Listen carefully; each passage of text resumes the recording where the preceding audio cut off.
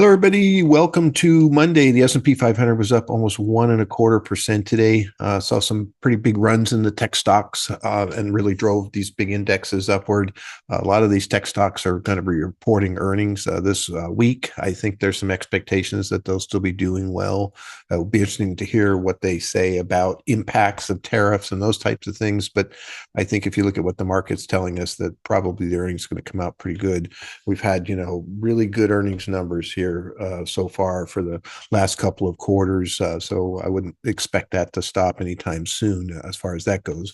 The other big piece of news was just, over the weekend, we were hearing more and more about how well, at least as it was presented to us anyway, how well the negotiations were going with China. Felt like something could be accomplished. Of course, they're meeting on Thursday, and so we'll continue. This is uh, an ongoing situation where there's some agreements and then something happens and becomes some disagreements and they kind of iron that out. So, I don't think this is going to be over, anytime soon.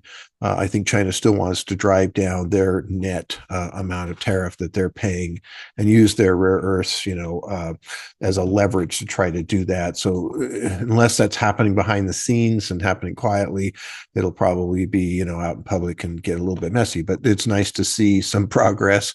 Market's certainly excited about it as far as that goes. So that's, a big part of the move today, continues to drive things forward. And, again, I think this week will be about these earnings reports. We're still looking at, the Federal Reserve be cutting rates coming up here on Wednesday. Most likely they'll announce that. Be interesting to hear what they have to say about, what they're seeing as far as that goes. Now, the Federal Reserve doesn't have access to quite as much of information as they usually do because of the government shutdown.